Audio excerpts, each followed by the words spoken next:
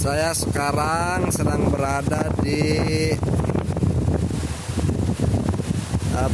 bendungan irigasi Cimanyangrai yang berlokasi di Kampung Sangyang. Dari Kampung Sangyang ini jaraknya kira-kira ada 300 meter lah ke lokasi. Inilah penampakannya dari bendungan atau irigasi Cimanyangrai ini.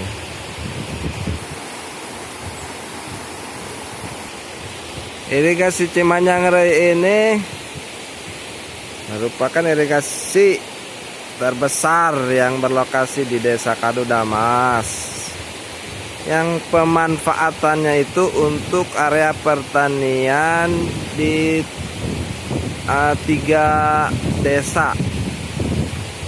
Desa Kadudamas sendiri, Desa Perakan 5, sama yang paling ujung itu Desa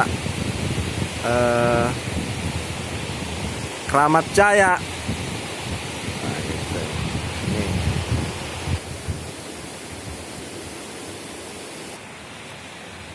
Potensi yang bisa digali dari wilayah ini, selain untuk pemanfaatan pertanian dari irigasi itu sendiri, juga ada ini penambangan batu apa ini namanya?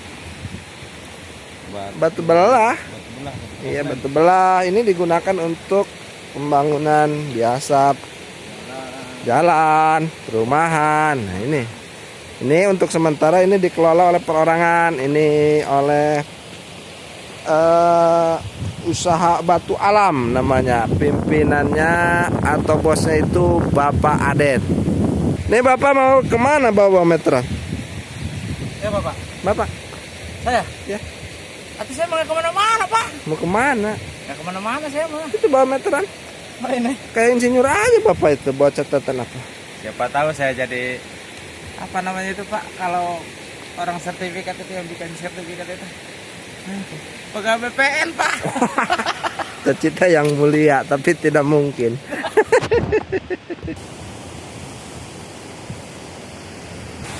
Ini Pak, kita lebih dekat lagi di lokasi. Luas areal peruntukannya itu 1.500 hektar Pak, bendungan Cimanyangrai ini. Yang 1.500 itu area pertaniannya, separohnya ada di Kadudamas, ada di Perakan 5, juga di Desa Kramat Jaya ya. Nah, di sini juga ini potensi juga untuk dikembangkan sebagai tempat wisata sebenarnya. Karena tidak jauh dari sini nih ada curug, namanya Curug Agung.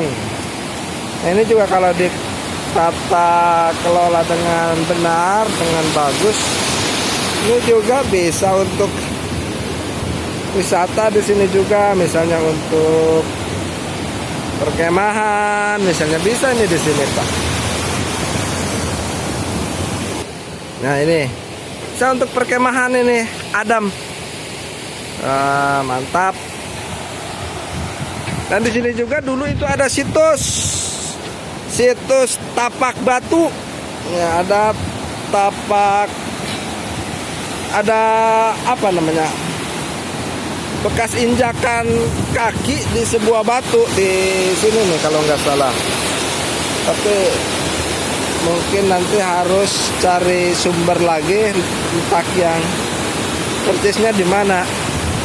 Sekarang keadaan ini udah berubah. Ya benar, di sini ada dulu itu tapak. Ini saya tanya nih kepada Bapak RT. Dulu kan di sini ada itu telapak kaki dari pedang di batu itu, di mana sih letaknya? Di mana? Tuh. Ada. Pas batu. Pas batu. Iya. Sekarang masih ada? Masih. Oh, kelihatan nih kalau airnya lagi ini. Iya, tapi harus turun kalau dari atasnya kelihatan. Oh gitu. Tapi pas sebesar apa telapak kakinya? Pokoknya kaki siapa aja pas aja di situ. Oh, Jadi nggak ada yang kecil, nggak ada yang lepas. menurut pendapat Bapak itu telapak kaki siapa teh? Kurang tahu ya. Orang sakti pasti. Mungkin. Bisa telapak kakinya sampai masuk ke batu gitu. Sampai Bisa jadi membekas orang di sakti. batu. Orang sakti ya. Tahu mungkin dulu batunya masih empuk. Dari dulu batunya nggak ada batu empuk, Pak. Nih Bapak sekarang mau kemana? Kebon. Kebon. Saya aneh nih dua orang ini seragam nih sepatunya. Kayak dari dinas apa gitu. Yang satu ngaku dari BPN, yang satu ngaku dari PU. Campuran nih. Jadi ini rencananya kami bertiga Pak akan melakukan pengunguran aset Pemda, aset Dinas Perikanan dan Kelautan ya.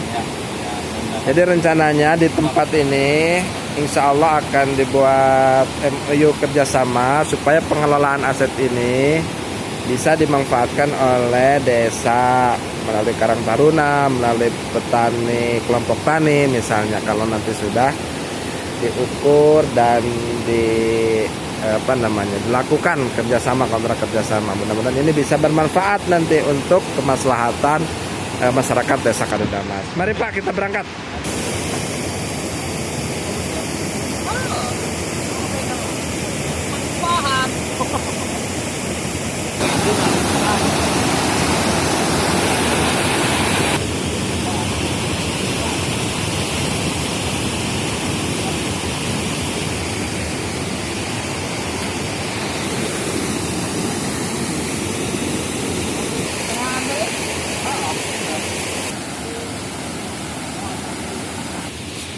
Jadi kira-kira 200 meter dari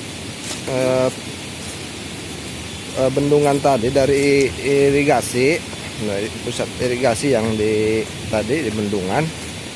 Ini ada kolam-kolam dulu yang dibangun oleh Dinas Kelautan dan Perikanan. Jadi aset dari dinas tersebut. Kita sekarang akan ukur ini, dan akan lihat keadaannya. Ini sangat potensi sekali jika nanti bisa dimanfaatkan lahan tersebut untuk pemeliharaan ikan, maksudnya ikan air deras, karena tepat di atas area kolam dari aset Dinas Kelautan ini merupakan irigasi Cimanyangro yang debit airnya ini lumayan bagus untuk dimanfaatkan pemeliharaan ikan.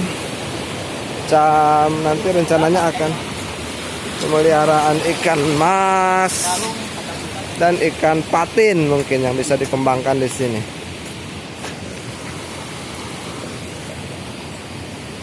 Ya jajur ya tengah-tengah. Berarti tanahnya mulai ini ya Pak, tugu ini.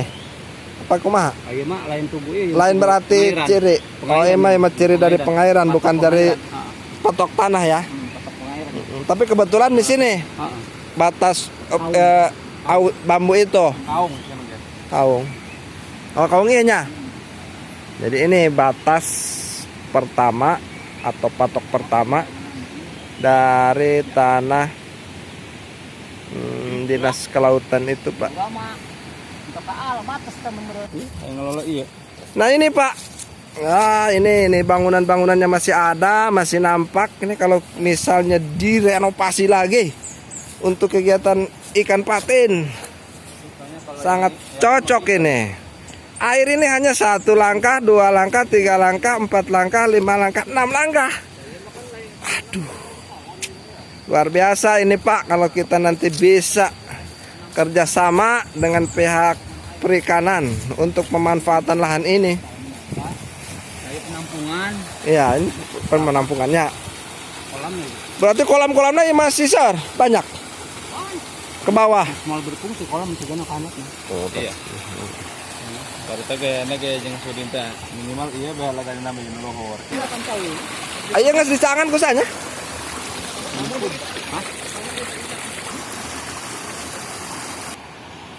Jadi selain kolam-kolam tadi di area tanah perikanan dan kelautan ini juga ada ini juga kebetulan ada pohon-pohon cengkeh, ini beberapa pohon cengkeh, dan di bawah itu terlihat sawahan yang selama ini digarap oleh masyarakat. Mungkin secara pribadi ini masih punya atau aset Pemda atau aset Dinas Kelautan, pesawahan. Nanti kita akan ukur ini berapa perkiraan luas dari aset ini. Asal dari riwayat tanah ini berasal dari beberapa kepemilikan ya dulunya ya Pak. Dari milik siapa aja dulu sebelum dibeli oleh Dinas Kelautan? Sukra, Amil Arta yang SPT-nya Arta Jaya itu ya. Nah, terus Kurdi Halimi itu apa Arti. Jadi ada 5 kepemilikan tadinya dari tanah ini. Sekarang kita akan ukur dari ujung sana ada berapa luasnya ini.